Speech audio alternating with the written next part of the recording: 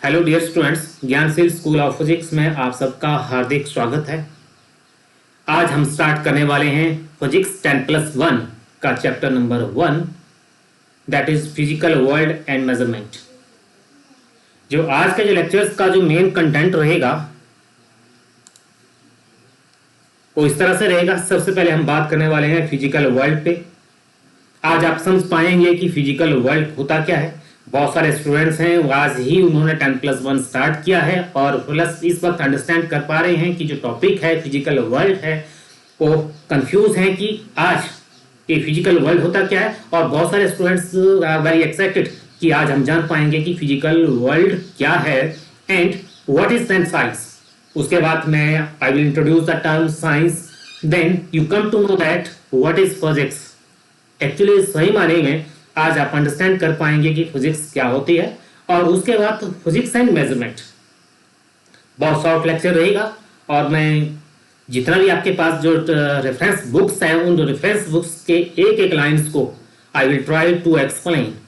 एक एक लाइन का उसका मीनिंग क्या होता है, क्योंकि बहुत सारे स्टूडेंट्स हैं, बहुत सारे क्या सभी के सभी स्टूडेंट्स हैं अभी उन्होंने मैट्रिक पास आउट करके या जो मैट्रिक से 10+1 में बैठे हैं और अभी अभी 10+1, क्योंकि जो 12 अप टू 10th स्टैंडर्ड का जो सिलेबस होता है और उसको एग्जाम प्रिपरेशन और स्टूडेंट्स का जो एक स्टडी करने का जो मैथोलॉजी होती है थोड़ा सा हटके होती है। जो 10+1 में जैसे एडमिशन लेता है तो उसके बाद जो उसका जो स्टडी का जो सिनेरियो है दैट है वो क्या हो जाता है, टोटली चेंज हो जाता है। तो बहुत सारे स्टूडेंट्स जो हैं 10+1 के बाद बहुत ज़्यादा एक्सेल कर जाते हैं और बहुत सारे जो हैं जो इस वक्त टॉप पे हैं बहुत सारे बॉटम पे भी आ जाते हैं।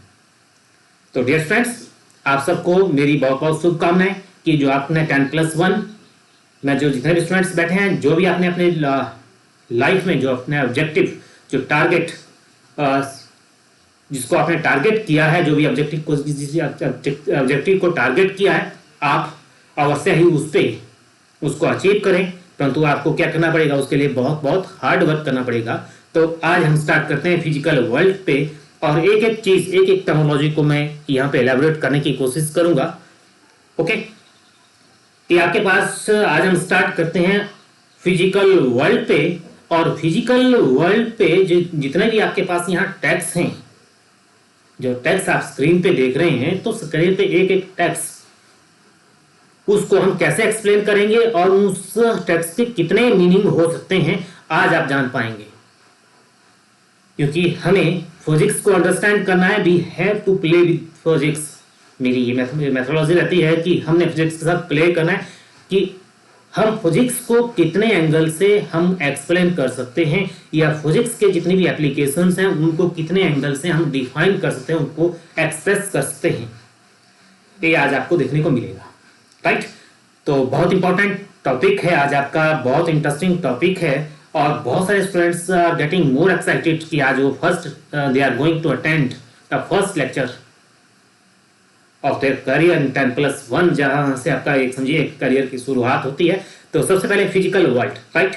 जो आपके पास जो ग्रीन टेक्स्ट में जो पैराग्राफ है, पहले इन लाइंस को देखिए। The history of the human reveals that they have been making continuous and serious attempt to understand the world around them। जब भी, क्योंकि अभी मैंने कहा आपका स्टार्टिंग फेज है और आपने जितनी भी लाइंस हैं उनको गो थ्रू करना है। एक बार रिपीट कीजिए, 2 बार रिपीट कीजिए, 3 टाइम्स, राइट। जब तक वो आपको लाइंस अंडरस्टैंड नहीं हो पाए तब तक उसको रिपीट करते रहिए। I am going to repeat once again. The history of human reveals that they have been making continuous and serious attempts to understand the world around them। अगर हम जो हमारी अपनी हिस्ट्री है अगर उस हिस्ट्री में जाएं तो हमें क्या महसूस होता है, जो ह्यूमन बीइंग है उन्होंने क्या किया है, जब से उसने क्या इसके सिविलाइजेशन, जैसे हम सिविलाइजेशन की बात करते हैं, अगर we go back a long history की, हम पीछे बैक हिस्ट्री के बहुत पीछे चले जाएं और हम बात करते हैं तो हम अपने आप रिवील करते हैं। बहुत सारे स्टूडेंट्स इस वक्त इस चीज़ को महसूस करते हैं, इस चीज़ की फील लेते हैं कि हमारे पूर्वज जिनको पूर्वजों ने शुरू में क्या आदत रही है कि जितने भी हमारे नेचर के आसपास जो चीज़ें हैपनिंग हो रही हैं उन सब को क्या किया है, उन सब को अटेम्प्ट करने की कोशिश की है। जितनी भी चीजें आपके आसपास हो रही हैं, घट रही हैं, तो हमेशा से कोशिश रही है सिंस द हिस्ट्री, जब से human being came into existence in this earth, जब से ह्यूमन बीइंग इस अर्थ के ऊपर एग्जिस्टेंस में आया, तब से उसने कुछ ना कुछ सीखा। कहां से सीखा? इन्वायरमेंट, अपने एनवायरमेंट से कुछ ना कुछ सीखा। तो ये पैराग्राफ ये एक्सप्लेन करता है, जो आपका सेकंड पैराग्राफ है, राइट, स्काई ब्लू टेक्स्ट में। I am going to read that. The repetition of day and night, cycle of season, volcanoes, rainbows, eclipse, and the starry night sky have always been a source of wonder and subject of thought. कि यहाँ पे author ने आपको ये explain करने की कोशिश की है, जो पिछला पैराग्राफ था जिसमें आपको ये एक्सप्लेन किया गया था कि ह्यूमन बीइंग ने, जब से मैंने कहा जब से व्यक्ति ह्यूमन बीइंग ने इस अर्थ पे केम इनटू एग्जिस्टेंस में आया, तब से कि उसने क्या किया, कुछ ना कुछ सीखा। कहां से? अपने सराउंडिंग इन्वायरमेंट से, राइट। Are you understanding? अब यहां पे ऑथर ये आपको एक्सप्लेन करने जा रहा है कि जो आपको विद एग्जांपल्स आपको एक विजुअलाइज कर रहा है, राइट, आपकी जो अंडरस्टैंडिंग को डेवलप करने की कोशिश कर रहा है while starting a different examples. तो यहां पे जो सबसे पहले एग्जांपल दिया, the repetition of the day and night. Clear? You know that day आता है, उसके बाद night, and then day and night, right. और क्लियर, दिन के बाद रात आती है, तो दिस इज द रेपिटेशन। अब ये रेपिटेशन क्यों होता है? क्यों आपके पास 24 आवर्स का एक डे होता है? व्हाई? तो what is the reason behind this? Clear, season of the cycle आप देख रहे हैं, आजकल जो मानसून आने वाला है, क्लियर। तो इस तरह से मानसून के बाद पहले प्री मानसून था, मानसून था, राइट, एंड देन उसके बाद आपका विंटर, एंड देन इस तरह से एक सीजनल साइकिल चेंज है। तो ये सीजनल साइकिल क्या है? This is the atmospheric process, right. एक एटमॉस्फेरिक प्रोसेस है जो अपने आप को रिपीट करता है। तो इस तरह से दूसरा वोल्केनोज, आपने देखा कुछ वोल्केनोज बहुत ज्यादा क्या है, एक्टिव हैं। हम दो तरह के वोल्केनोज है, एक एक्टिव और एक पैसिव। पैसिव मींस जो कभी कभार ही फूटते हैं, और जो एक्टिव होते हैं दे आर कंटिन्यूस। उनमें से कंटिन्यूस जो है मैटर, जो प्लाज्मा स्टेट का जो मैटर है, जो हीट पदार्थ उसमें से कंटिन्यूसली निकलते रहते हैं, उनको कहते हैं एक्टिव वोल्केनोस। जो नेक्स्ट एग्जांपल यहाँ पे दिया गया, दैट इज रेनबोस। आपने देखा होगा कि जो जब आप स्काई में आप देखें, कभी कुछ आपके ऐसे एटमॉस्फेरिक फिनोमेना नेचर के अराउंड कुछ ऐसी चीजें, इंटरेस्टिंग चीजें हैपन हो जाती हैं जो आपको अपनी ओर वो चीज आपको अपनी ओर अट्रैक्ट करती है। जैसे आपने मान लीजिए अपीयरेंस ऑफ द रेनबो, अगर स्काई में रेनबो अगर आपको नजर आता है, तो rainbow how beautiful is that, वो क्या करता है, आपको अट्रैक्ट करता है। ये रेनबो कैसे बनता है, क्यों बनता है, और कौन कौन सी कंडीशन मीन कौन कौन सी परिस्थितियों में ये बनता है, राइट। तो एक्लिप्स आप देखते हैं कि कभी सूर्य ग्रहण होता है, कभी चंद्र ग्रहण होता है। तो क्यों होता है, कि इसके पीछे कारण क्या है, तो ये सारे के सारे। एंड देन यहाँ पे एक एग्जांपल दिया, स्टारी नाइट स्काई। रात को आप स्काई की तरफ देखते हैं तो क्या होता है, twinkling of the star, right. They are start to appear moving, उनका कुछ मूवमेंट होता है। कुछ स्टार जो है कभी यहाँ नजर आते हैं, कभी उसकी पोजीशन चेंज हो जाती है। तो they are so many wonders around us, बहुत सारी चीजें हैं जो हमारे तरफ, हमारे अराउंड क्या है, हैपनिंग हो रही हैं। और ये हमेशा क्या करती हैं, जितने भी मैंने एग्जांपल दिए, ये हमेशा क्या करते हैं, मनुष्य को प्रभावित करते हैं, और मनुष्य को क्या करते हैं, कुछ सोचने पे मजबूर कर देते हैं। How this is happening, what is the cause and effect behind those. जितनी भी चीजें हो रही हैं उनके पीछे कारण क्या है और उनके इफेक्ट्स क्या है। तो देखिए स्टूडेंट्स कितना इंटरेस्टिंग है। ये तो अभी हम फिजिकल वर्ल्ड के बात कर रहे हैं कि फिजिकल वर्ल्ड को मैं एक व्यू कर रहा हूं। आप इस वक्त अपना पूरा का ध्यान केंद्रित कर दीजिए इस वर्ल्ड पे, इस संसार कैसा है, राइट। अर्थ कैसे रोटेट करती है, human life existence on the earth. क्या इस यूनिवर्स में कोई अदर वर्ल्ड भी है जहां पे ह्यूमन बीइंग का एग्जिस्टेंस है तो कहां है, कहां होगा, अगर है तो हम वहां पे कैसे रीच कर पाएंगे, right, suns rise in the east and set at the west, right. ये कैसे अपनी सन से जो एनर्जी जो है वहां से आपके ग्राउंड तक कैसे पहुंचती है, व्हाट इज द प्रोसेस। तो सन के सरफेस पे जो एनर्जी एमिट होती है उसका प्रोसेस क्या है, तो कैसे वहां पे जो प्रोडक्शन, जो एनर्जी वहां पे सन के सरफेस से रेडिएट हो रही है एनर्जी, उसके पीछे कारण क्या है।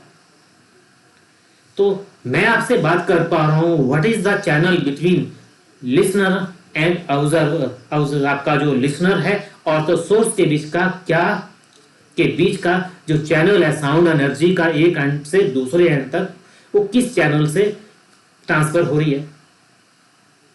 तो there are so many questions which are happening, और human being always remains excited to solve them। उन सबको सॉल्व, उनको अंडरस्टैंड करने में हमेशा क्या रहा है, एक्साइटेड रहा है। तो इस पैराग्राफ का this is elaboration.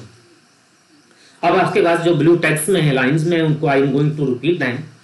The inquiring mind of human being always try to understand, the inquiring of human minds always try to understand the natural phenomena by observing the environment carefully। अब उसी जो lines हैं उन्हीं को एक sum up किया है, तो यहाँ पे एक वर्ड इंट्रोड्यूस किया, that is the careful observing the environment, careful observation of the environment.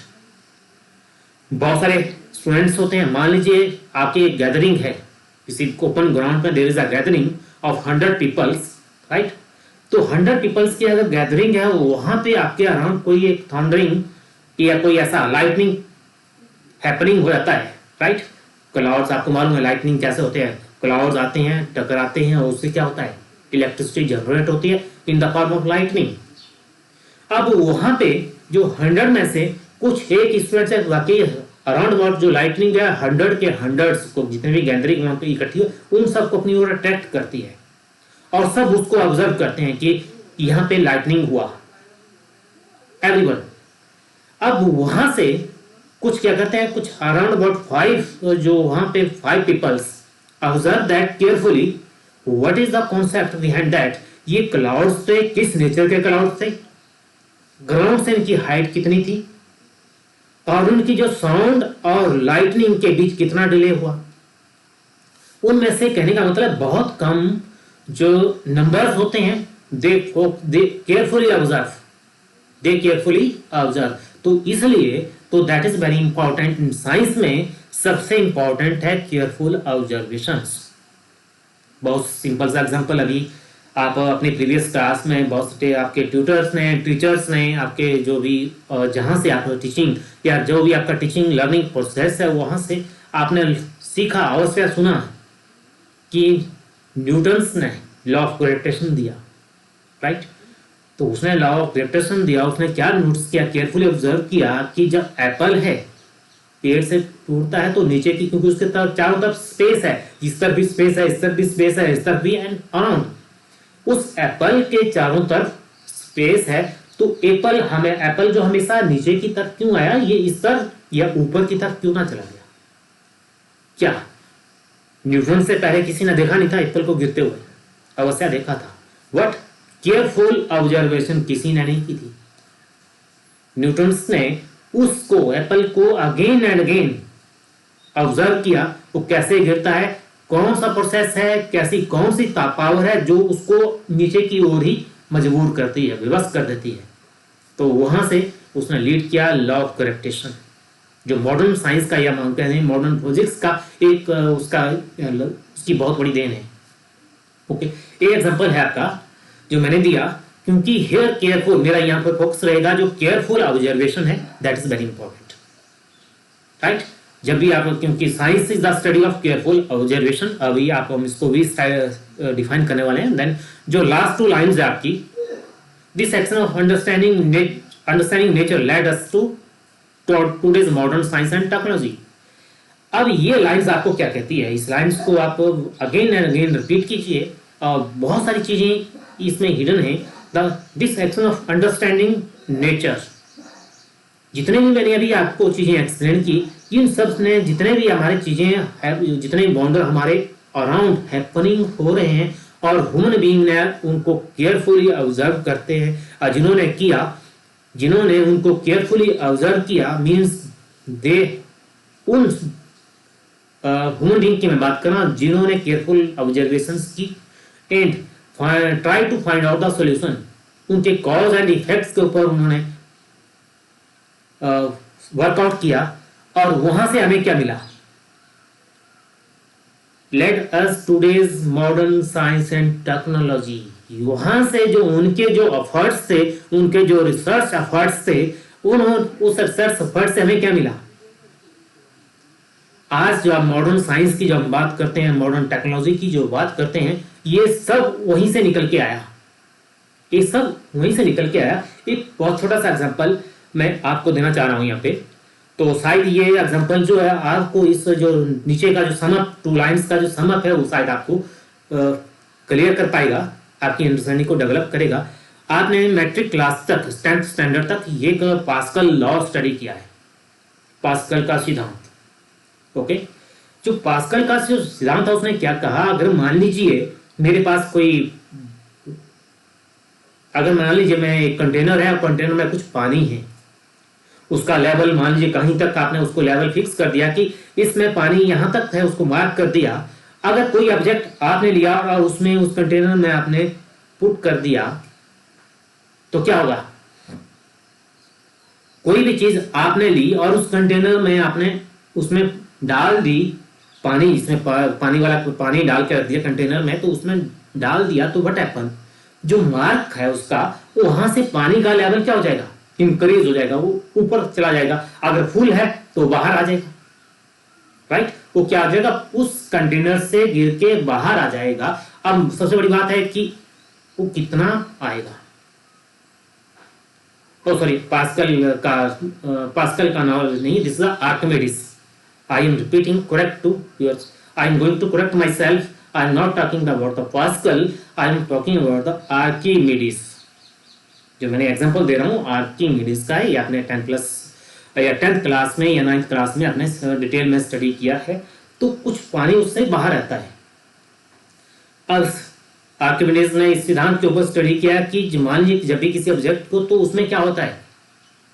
कुछ पानी बाहर आता है, और उसने पानी और उस ऑब्जेक्ट के वॉल्यूम के बीच रिलेशन स्टेब्लिश किया। Means larger the volume, larger be the displace of the water, उतना ज्यादा पानी बाहर आएगा। ये अपने डेली एक्टिविटीज में भी अपने नोटिस किया इसको, अपने इस तरह की एक्टिविटी अपने घर पे भी परफॉर्म कर सकते हैं। जितना ज्यादा वॉल्यूम होगा उस ऑब्जेक्ट का, राइट, तो उतना ज्यादा क्या होगा? वो वाटर डिस्प्ले करेगा और उतना वो बाहर आएगा। फिर उसने नोट किया कि एक तरफ जो उसने जो ऑब्जेक्ट जो उसमें पानी में ऐड किया उसका वेट मेजर किया, एंड देन जो पानी वहां से निकल के जो उसने हटाया उसका वेट मेजर किया, और दोनों में बहुत इंटरेस्टिंग रिलेशंस, बहुत इंटरेस्टिंग रिजल्ट्स ने फाइंड आउट किए। अगर उसने देखा यदि जो पानी डिस्प्लेस हुआ, जो बाहर आया, यदि उसका वेट उसके कम है तो वो ऑब्जेक्ट उसमें फ्लोट कर गया। यदि जो पानी का जो वेट है, जो डिस्प्लेस वाटर की मैं बात कर रहा हूं, यदि उसका वेट कम है तो क्या हुआ? वो पानी में डीप हो गया। देखिए कितना इंटरेस्टिंग पास्कल ने दिया, और उसके बेस पे आपकी टेक्नोलॉजी डेवलप हो गई, जिसकी आपको आजकल मॉडर्न साइंस में हम कहते हैं that is the ship technology, समुद्री जहाज, पनडुब्बी एंड एक्स्ट्रा। इस तरह की कई टेक्नोलॉजी डेवलप हुई। अगर आर्किमिडीज ने ये रिलेशन, ये फिगर्स और फैक्ट स्टडी नहीं किए होते तो शायद आपको आज शिप टेक्नोलॉजी इतनी एडवांस नहीं मिल पाती। जिसकी मैं पास्कल की आप एक एग्जांपल और जो मैंने अभी पहले दिया था आपको, जिसको मैंने बाद में करेक्ट किया, जो पास्कल ने किसके ऊपर डिस्कस किया, उसने कहा कि मान लीजिए हम किसी ऑब्जेक्ट के ऊपर प्रेशर एक्सर्ट करते हैं किसी पॉइंट पे, जो प्रेशर क्या होता है? इक्वली डिस्ट्रीब्यूट हो जाता है। वो क्या होता है? एट सेम डिस्टेंस पे इक्वली डिस्ट्रीब्यूट हो जाता है। तो वो पास्कल लॉ है, राइट? और उस लॉ पे जो उसने एक नियम दिया, उस नियम पे हमने एक टेक्नोलॉजी डेवलप कर दी, जिस टेक्नोलॉजी को हम कहते हैं लिफ्ट, जिसको हम आपको कम फोर्स अप्लाई करने से हम हैवियर टू हैवियर ऑब्जेक्ट को लिफ्ट अप कर सकते हैं। तो उससे लिफ्ट टेक्नोलॉजी डेवलप हो गई। तो there are so many examples जो आज की जो हमारी मॉडर्न साइंस एंड टेक्नोलॉजी है वो किसकी देन है? जितनी भी चीजें हमारे से पास हैपन हो रही उनके हम केयरफुल ऑब्जर्वेशंस कर रहे हैं, और उन ऑब्जर्वेशन से जो भी हम रिजल्ट्स फाइंड आउट करते हैं, जो भी रिजल्ट्स फाइंड आउट करते हैं, जैसे मान लीजिए हम अर्थ के रोटेशंस की बात करते हैं, अर्थ के साइज की बात करते हैं, अर्थ के रोटेशनल स्पीड की बात करते हैं, अर्थ के साइकिल की बात करते हैं अराउंड द सन, रेवोल्यूशन की बात करते हैं अराउंड द सन, तो इन सब के कॉन्सेप्ट को जब हमने अंडरस्टैंड किया, then we come to able to know हम और यहां से रॉकेट को लॉन्च करना है, राइट, उसको अर्थ के ऑर्बिट में पुट करना है, तो हमें अर्थ की ग्रेविटेशनल पावर को अंडरस्टैंड करना पड़ा। ये सारे के सारे जो हमारी मॉडर्न टेक्नोलॉजी को लीड कर रहे हैं, राइट। आज हम प्लेनेट की बात करते हैं, एक प्लेनेट से दूसरे प्लेनेट की बात करते हैं, आज हम मार्स मिशन की बात करते हैं, तो सब that is due to possible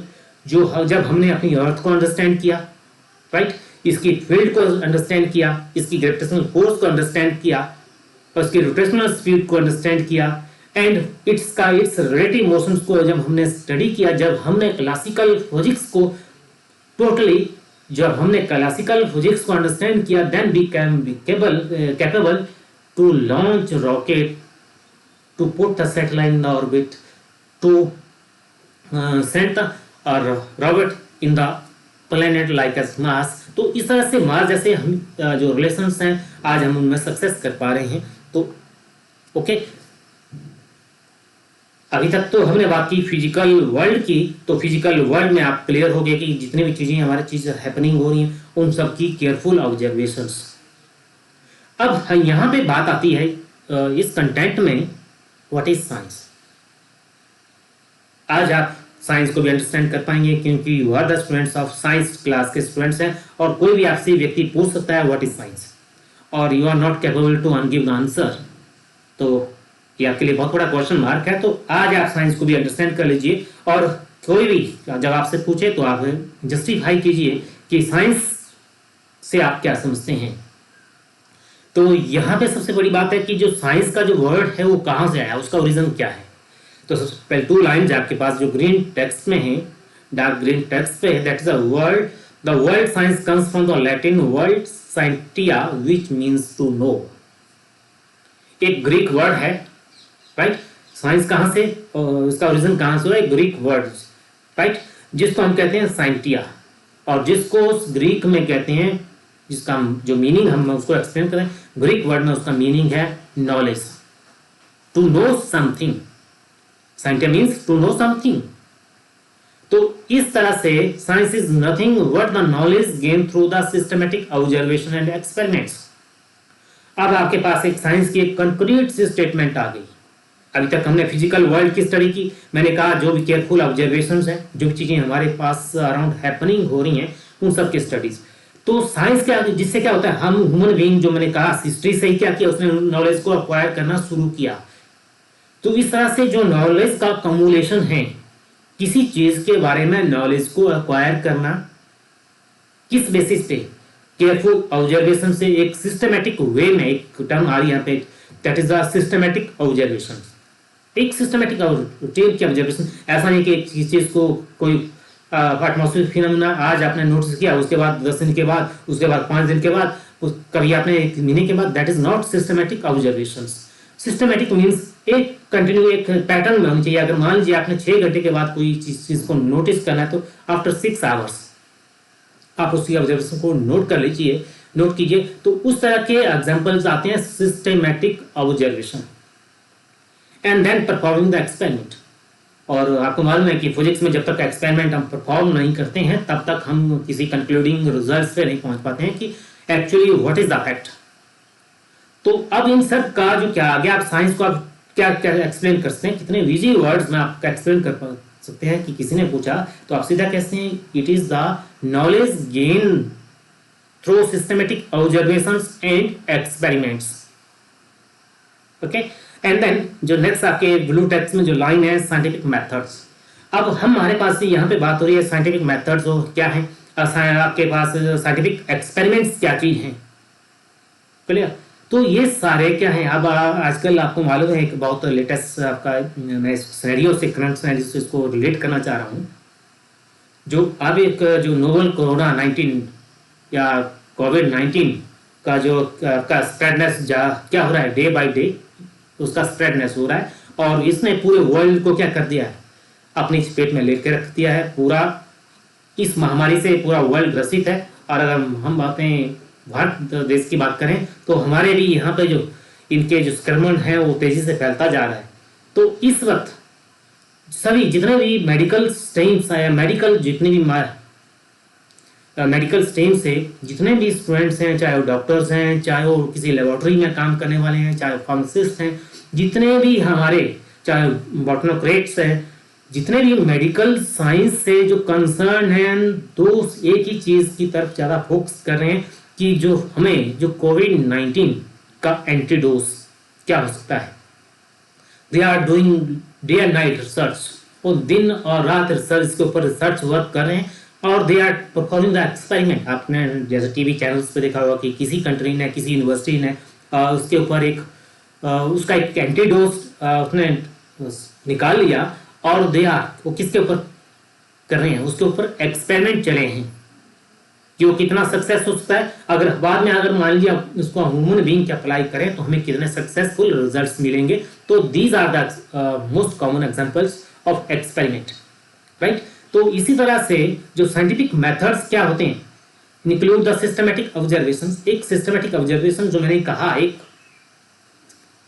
and then reasoning, modelling and theoretical prediction.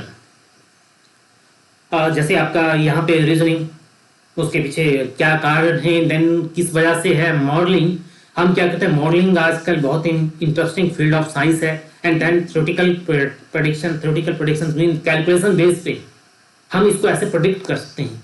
जैसे आपका मॉडलिंग है, आज हम बात करते हैं कि अगर मान लीजिए आप हिस्ट्री में जाएं और अराउंड अबाउट 20 ईयर्स पहले की बात करें, या किससे कह दिया जाए कि after 2 days there will be a heavy storm, इस पर्टिकुलर रीजन आने वाला है, तो आपको वार्न कर दिया जाता है, एक प्री वार्निंग आपको दे दी जाती है। तो आप ध्यान रखिएगा अपना, क्योंकि आफ्टर 2 days इतने फ्रिक्वेंसी का आपका यहाँ पे स्टॉर्म आने वाला है। अभी लेटेस्ट आपने न्यूज सुनी होगी। तो साइंटिस्ट हाउ एडवांस, ये कैसे पॉसिबल हुआ कि आपका अभी जो दिन दो आफ्टर 2 days इतना हैवी स्टॉर्म, इतनी फ्रिक्वेंसी का इतना इंटेंस स्टॉर्म आपका आने वाला है। तो that is due to the prediction, और जो predictions perform on the basis of theoretical observation, theoretical predictions जिसको हम कहते हैं theoretical prediction, that is based on some, किसकी वजह से, किसके ऊपर, कुछ एनालिसिस के ऊपर, कुछ डाटा के ऊपर, जो रियल डाटा ऑब्जर्व किए कि राइट, उसमें बहुत सारा कंपोजिशन हुआ आपका। सैटेलाइट इमेजिनरी की बात करें, जो सैटेलाइट पिक्चर्स, जो हमारे satellites revolving around the earth, और सैटेलाइट क्या करें, अर्थ को क्या करें, उसका विजुलाइज कर रहे हैं, हर सेकंड में विजुलाइजेशन हो रहा है, और उसका जो पिक्चर है कहाँ पे, जो साइंटिस्ट हैं उनको भेज रहे हैं, और साइंटिस्ट उन पिक्चर्स को क्या कर रही है, एनालाइज कर रही है।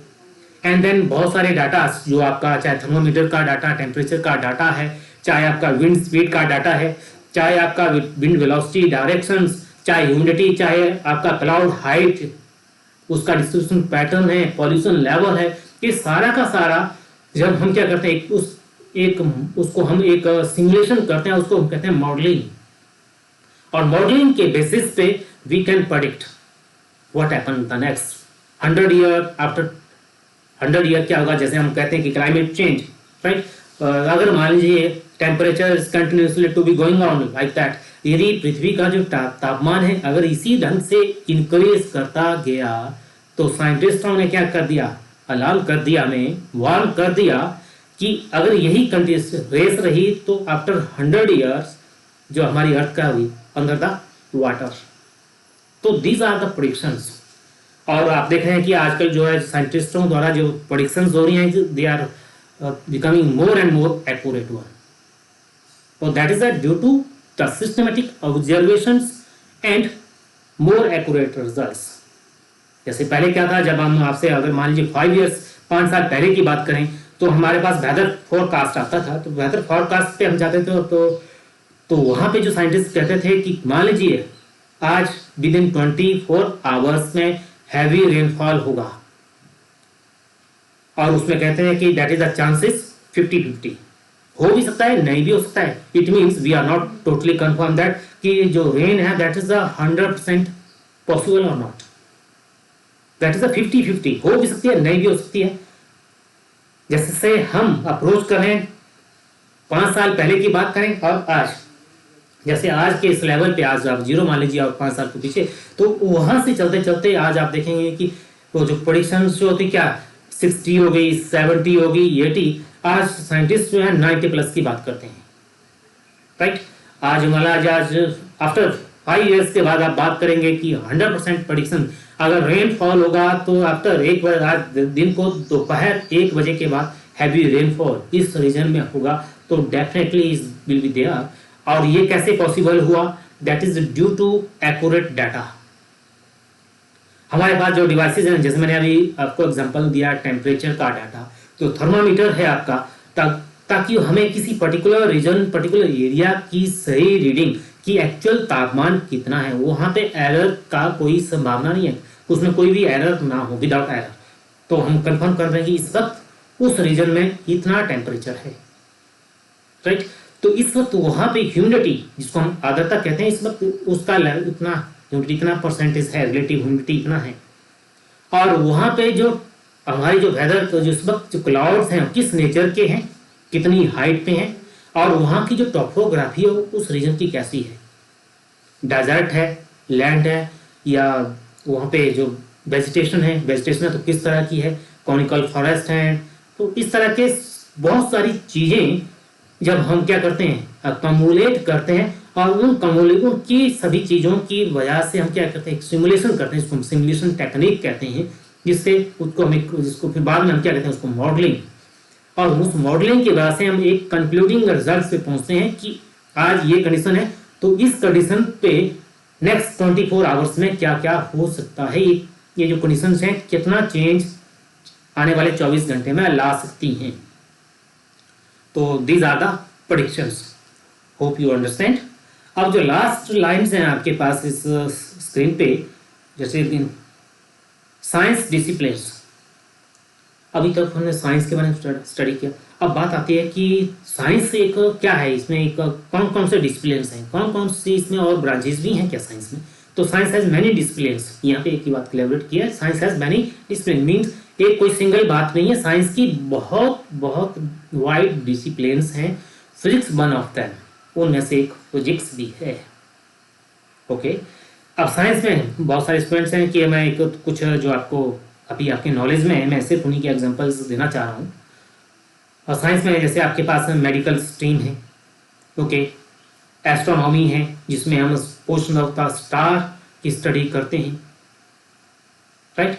जियो फिजिक्स है, जियो जिसमें अर्थ की फिजिकल कैरेक्टर्स की स्टडी करते हैं, फिजिकल फीचर्स की स्टडी करते हैं, दैट इज साइंस। बॉटनी है जिसमें हम प्लांट्स की स्टडी करते हैं। केमिस्ट्री है जिसमें हम केमिकल्स रिएक्शंस की बात करते हैं, एलिमेंट्स की स्टडी करते हैं।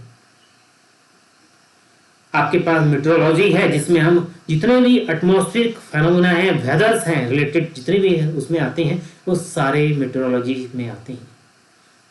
I understand. तो साइंस जो है एक it is has a wide disciplines, बहुत वाइड डिसिप्लिन्स हैं इसके, हम इसको नैरो नहीं कर सकते क्योंकि there are so many wide. इसमें आप न्यूक्लियर साइंस है, एटॉमिक साइंस की बात हो रही है, आपके पास स्पेस साइंस है, राइट। तो they are lot of disciplines of science. तो यहाँ पे जो बात हो रही है, अब हम सिर्फ साइंस के डिसिप्लिन्स के ऊपर फोकस करेंगे, और दैट इज द फिजिक्स। और आज आपका ये फिजिक्स का लेक्चर नंबर 1 है, और आप फिजिक्स पढ़ रहे हैं और आपको अभी तक फिजिक्स की जानकारी नहीं है, तो आज आप फिजिक्स की जानकारी भी, फिजिक्स को भी अंडरस्टैंड कर पाएंगे कि फिजिक्स होती क्या है। जितनी भी चीजें हमने अभी अच्छा एक्सप्लेन की, अब उन्हीं का ही हम कंक्लूड कर रहे हैं। तो फिजिक्स को कैसे रिलेट करें, जो अभी तक मैंने जितना भी आपसे डिस्कस किया, तो फिजिक्स जो आपकी जो फर्स्ट 2 लाइन्स हैं को रीड अप कीजिए। The world physics has its origin in the Greek word meaning nature. तो ये कहां से दिया गया है? दैट इज द ग्रीक, एक ग्रीक वर्ड है जिसका वहां से इसका ओरिजिन हुआ फिजिक्स का, जिसका मतलब होता है नेचर। नेचर समझते हैं, जो प्रकृति। अब हम उसी से ही एक स्टेटमेंट डिफाइन कर लेते हैं। तो आपका जो नेक्स्ट 2 लाइन्स हैं ग्रीन टेक्स्ट में है, physics is the most basic science which deals with the study of nature and natural phenomena. Okay, very very important. अब यहाँ पे आता है कि फिजिक्स की जो स्टडी है वो क्या है, वो नेचर की स्टडी है। जितने भी चीजें हमारे पास घट रही हैं, नेचुरल फेनोमेना, जिसमें रेनबो का एग्जांपल दिया, राइट, वर्ल्ड के एग्जांपल्स दिए, ये सारी के सारी क्या है, हमारे अराउंड अस ये चीजें हैपनिंग हो रही हैं, राइट। और ये जो क्या है आपके फिजिकल प्रोसेसेस हैं, जैसे मैंने कहा आपका आजकल मानसून आने वाला है, दैट द फिजिकल प्रोसेस, इसको आप एटमॉस्फेरिक प्रोसेस भी कहते हैं। कन्वेक्शन है, हीट का फ्लो, ये एटमॉस्फेरिक प्रोसेसेस हैं, राइट। तो physics is the most basic science. जितने भी साइंसेज हैं आपकी, चाहे जितने भी आपके साइंस में जितने भी डिसिप्लिन हैं, उनमें सब में माना जाता है कि physics is the backbone of all the sciences. सभी के लिए वे बैकबोन है, या जिसको हम कहते हैं बेसिक साइंस है, राइट। तो इसमें हम नेचर और नेचुरल फेनोमेना की स्टडी करते हैं। इसके बाद जो नेक्स्ट लाइन है आपके पास, understanding science begins with the understanding physics. With every passing day, physics has brought us to deeper level of understanding the nature. यहाँ पे लाइन्स आपको क्या क्लियर कर पा रही हैं, जो हमारी साइंस के प्रति जो जितनी ज्यादा अंडरस्टैंडिंग होगी, उतना ज्यादा हमारा नॉलेज फिजिक्स को उतना ज्यादा डेप्थ में ले जाएगा, उतना ज्यादा हमें फिजिक्स का नॉलेज हमें उतना ज्यादा डेप्थ में ले जाएगा, राइट। जितना ज्यादा हम साइंस को प्रमोट, हम उस साइंस को जितना ज्यादा हम उसको एडवांस जा रहे हैं, तो फिजिक्स में उतना ही एडवांस और उसमें और ज्यादा डीप जा रहे हैं। ओके, जैसे मान लीजिए आपने कहा कि, जैसे साइंटिस्ट ने कहा कि सबसे जो सूक्ष्म है that is the molecule, micro, इससे छोटा तो कोई हो ही नहीं सकता। एंड देन अब फिजिक्स से बाद उसके बाद कहाँ चलेंगे, एटम। आज हम क्वार्क की बात करते हैं, तो physics going deeper and deeper, जैसे जैसे मान लीजिए हमारा नॉलेज, हमारी अंडरस्टैंडिंग डेवलप हुई अबाउट द मॉलिक्यूल्स, फिजिक्स उससे डीप चली गई, वो एटम तक घुस गई। जैसे हमारे पास धीरे धीरे हमने एटम को अंडरस्टैंड किया, तो हम एटम के कंस्टिट्यूएंट्स इलेक्ट्रॉन, प्रोटॉन और न्यूट्रॉन तक पहुंच गए। जब हमने इलेक्ट्रॉन, प्रोटॉन, न्यूट्रॉन तक जैसे समझा, तो फिजिक्स कहां पहुंच गई, आपके एलिमेंट्री पार्टिकल तक पहुंच गई, जिसको हम मेसॉन कहते हैं, विलोन्स कहते हैं, न्यूट्रॉन्स कहते हैं। और आज हम बात करते हैं क्वार्क की। तो फिजिक्स क्या है, जितना ज्यादा साइंस एडवांस हो रही है, फिजिक्स उतना ज्यादा डीप जा रही है। इस ब्रांच का मतलब ये है। और फिलॉसफी की जो लाइन है, physics is an empirical study, बहुत इंपॉर्टेंट। जो फिजिक्स है एम्पेरिकल स्टडी है।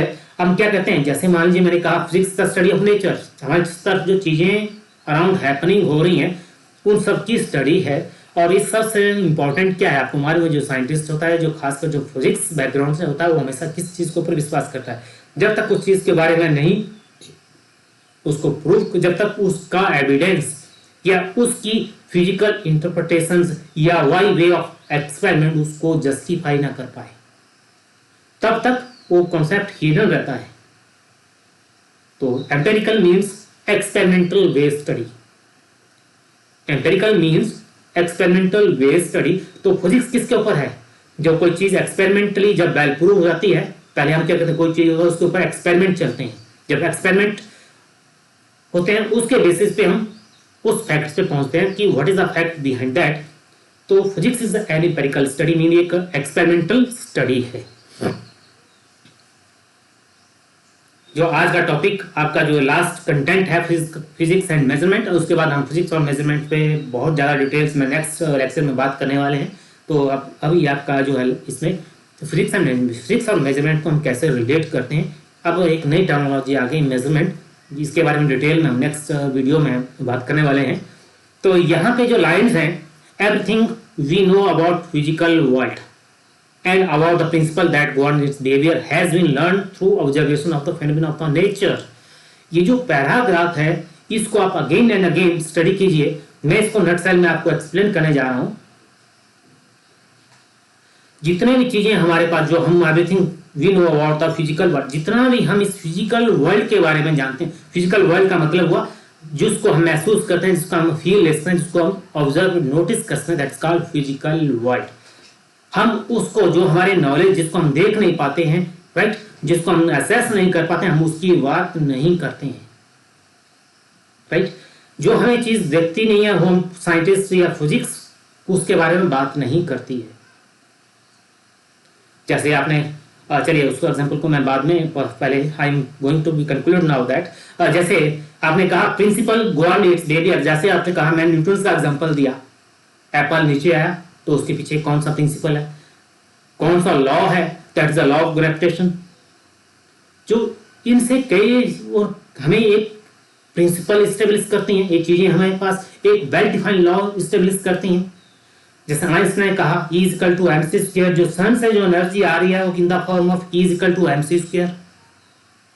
तो ये सारे लॉ और इक्वेशंस, इस सारे के सारे नेचर्स से हमने डिफाइन किए हैं। देन इसके बाद जो नेक्स्ट लाइन है, the ultimate test of the physical theory is its agreement with observation and the measurement of the physical phenomena. जो ultimate test of physical theory is its agreement with observation the measurement.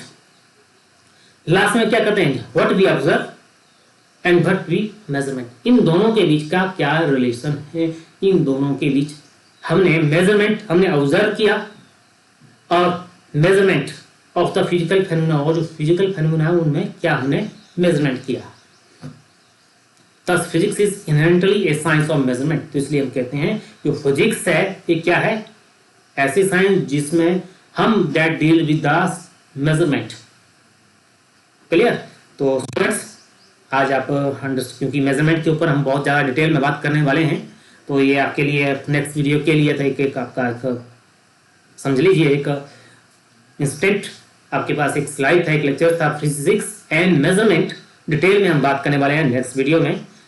तो जितने भी students इस वक्त जो video attempt कर रहे हैं, तो आप ज्ञानशील स्कूल ऑफ फिजिक्स को सब्सक्राइब कीजिए, लाइक कीजिए, और जितने भी आपके फेलो फ्रेंड्स हैं उन सब में शेयर कीजिए। और आई होप आपको वीडियो पसंद आया होगा। And with that I am going to close now. Thank you for your time.